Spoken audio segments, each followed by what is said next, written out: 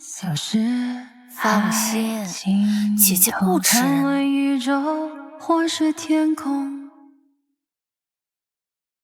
Crazy cold and damned, I won't be satisfied till you're standing cold and... 这是一场始于婚纱店，却迅速坠入背叛漩涡的都市情感风暴。故事的开端看似是豪门千金宋暖享受着未婚夫陪嫁豪掷300万的奢华婚纱，然而闺蜜一句不经意的询问：“天佑呢？怎么没见他来？”却像一根细刺，悄然划破了完美的表象。宋暖以公司忙为借口的掩饰，在下一秒被残酷的现实击得粉碎。一条裴天佑和他初恋在医院产检的消息，如同冰水浇透，瞬间将他从幸福的云端打入谷底。更令人心寒的是，来自家庭的嘲讽：“真是个废物，连个男人的心都拢不住。”这句话道出了宋暖假千金身份的尴尬与无助。她不仅要在情感上承受未婚夫的背叛，还要在家族中面对势力的眼光。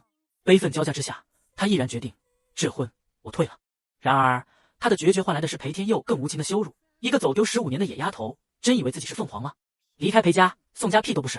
他甚至试图用50万买婚包来侮辱和封口，将感情的破裂变成一场肮脏的交易。与此同时，故事的另一条线索悄然展开。金圈传说级的人物活阎王迟彦周正将目光投向江城。他对外宣称看不上裴家的3瓜2枣，却语带深意地指出，裴天佑确实有一件宝贝，我一定要抢过来。这个宝贝的悬念为剧情埋下了最重要的伏笔。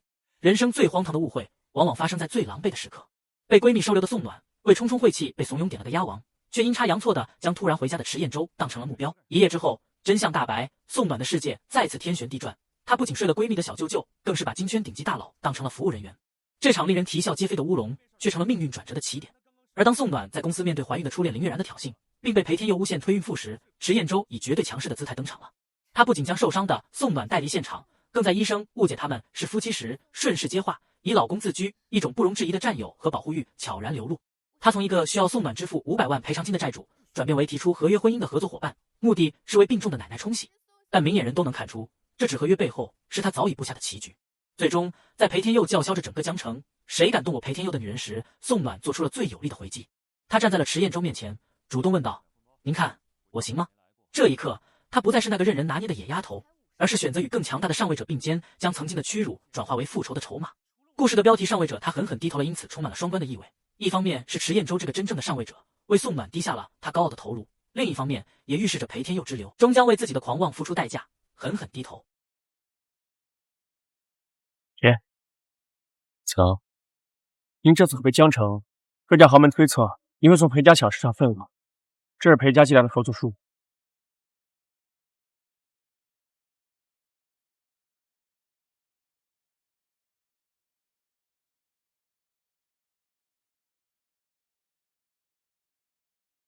裴家那3瓜2枣，我还真看不上。不过，裴天佑确实有一件宝贝，我一定要抢过来。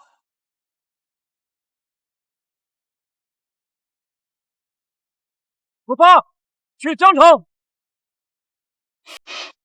嘿，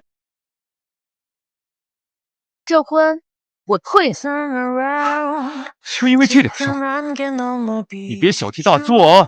你清高，你善良，不如你娶了她，给孩子个名分。你和我的婚约，你取消得起？一个走丢15年的野丫头，真以为自己是凤舞？离开裴家，宋家屁都不是。哼，行了，这孩子影响不了我们，婚宴继续。做梦！哎呀，好疼！哎呀，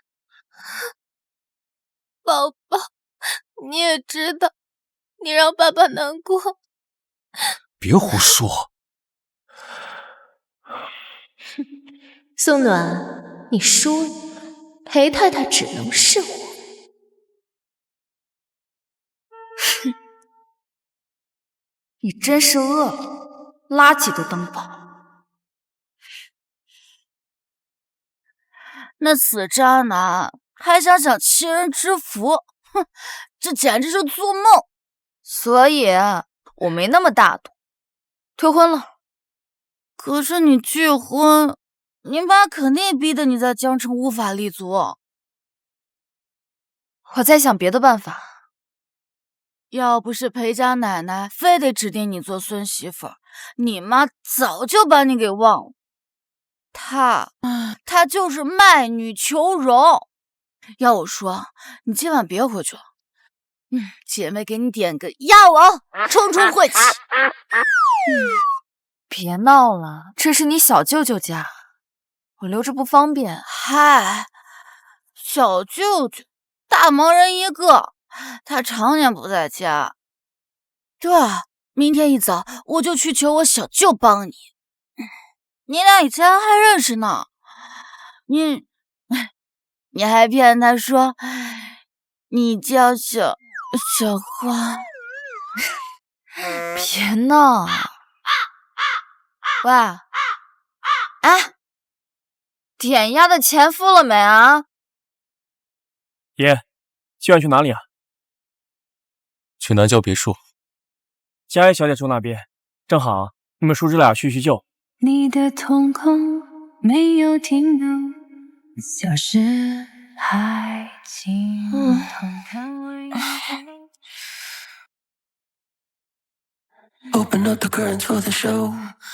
高档小区，野进贼。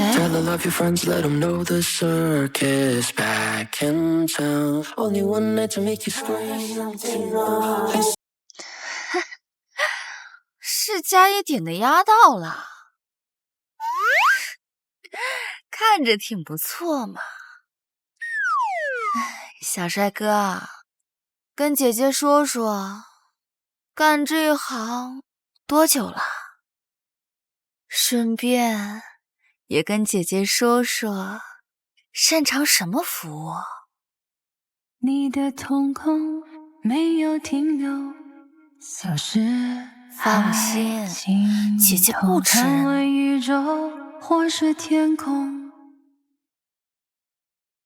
Crazy, cold and damned, I won't be satisfied till you're standing cold and you kill me. Kill me, kiss me, kill me, and if you dare. Always like to play with fire. Play with fire. Play with fire.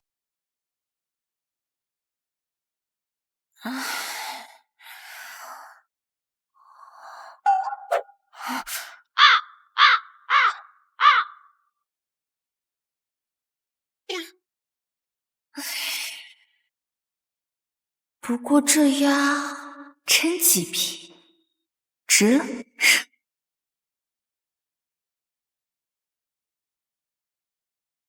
辛苦费。钱我不缺，但是我缺你。暖暖，你人呢？我去上班了。我昨天点的烤鸭你也没吃。烤鸭？那今早上那个男的是谁啊？我小舅迟彦周啊，金泉活阎王。我求他回来给你在婚礼上撑场子的，你没被他那张冷脸吓着吧？我把京都活阎王当鸭睡了。哼，月然，这不是国际设计师Sarah的作品吗？最少得几十万呢。哇，裴总对你真上心。你俩结婚能邀请我们吗？哎，别乱说啊！宋暖才是裴总未婚妻呢。宋暖哪有你温柔体贴啊？他不配。就是啊，听说他就仗着他宋家千金的身份，从你手里把裴总抢走的吧？宋秘书早，宋秘书早。宋暖，我给大家买的咖啡，给。你凭什么打我？林秘书脸上有只大蚊子，不好意思啊，手重惯了，不像林小姐这般娇柔。宋暖，天佑的种在我肚子，识相就赶紧滚！怀孕了还让你工作，看来也没把你当回事儿。你贱人！我告诉你，有我在，你跟天佑的婚礼休想办成。求之不得。暖暖，你要怎么样才能原谅我？只要你能消气，打我骂我都可以。哎呀，你别碰我！你就这么容不下我和孩子？月然，月然，没事吧？宋暖，你恶毒到连孕妇都推啊！不怪暖暖，是我自己。真是个疯子！你如此善妒，如何当得起裴夫人？如果月然有什么三长两短，这婚也不用结了。爷，你让我调查的那个宋暖，说，她上午在公司和前男友的小三发生口角，现在人在医院。爷，爷，我没说完呢。这宋暖把别人打进医院了，这和你有什么关系啊？撕裂伤，让你老公节制点儿，这得折腾了多久？唉，万用药，1天2次，他再这么疯，让他过来，我收拾他。石彦州找您，我怕您腿软，谢谢医生。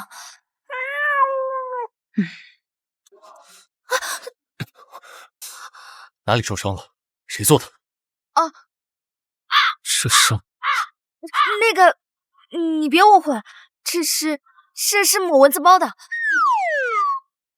哎，这不就对了吗？让你老公一起来听医嘱。这位先生，再喜欢，身体再好也得节制，哪有你这么狠的？毁灭吧，累了。药必须按时擦，他自己不方便，你亲手涂，听见没？2周内不许同房。好的，我听明白了，我保证按时亲手。老婆，医生的医嘱听清了。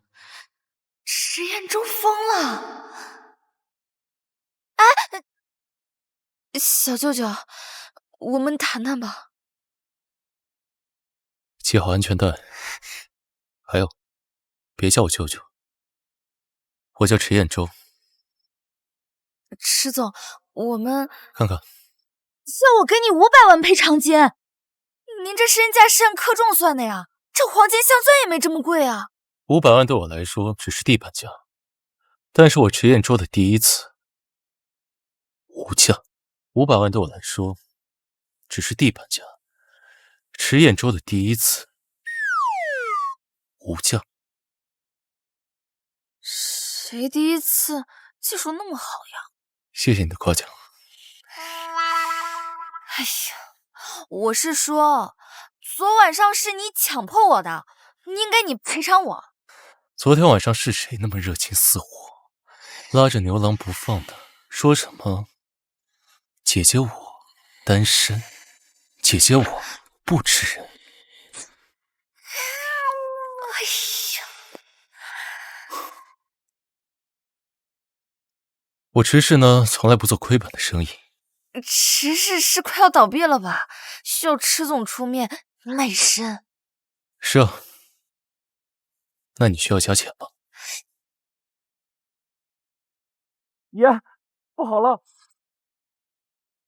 说，老夫人死活不做手术，医生说拖不得，除非您3天内结婚冲喜，老人家才肯上手术台。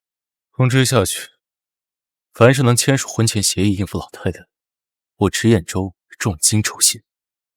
还有，我池氏所有的资源任选。是。天赐良机啊！裴家的烂摊子，宋家的算计，哥哥的事，有了池太太这身份，一切迎刃而解，这才是真正的靠山。池总，您看我行吗？你我怎么了？我有颜有身材。身材太瘦。这俗话说得好，山不在高，有仙则名；胸不在大，有 A 则行。我可是 A 级市场优质单身女性，重点是我对你没有任何的非分之想。据我所知，你可是裴天佑的未婚妻。分了，我现在单身。好啊，但是我有一个条件，必须要跟我回京都。留在江城是我的条件。那我让周安立刻送你回去。之后的日子，宋裴两家肯定会死缠烂打，影响着爱。明天下午4点钟，带着你的身份证、户口本，民政局准时进。如果迟到，后果自负。一定不迟到，迟总真是个大好人。宋暖太过分了，我都说了孩子不影响婚事，他闹什么？怪我当年跟你赌气分手嫁人，却又一直忘不了你，把你的名字缩写纹在身上。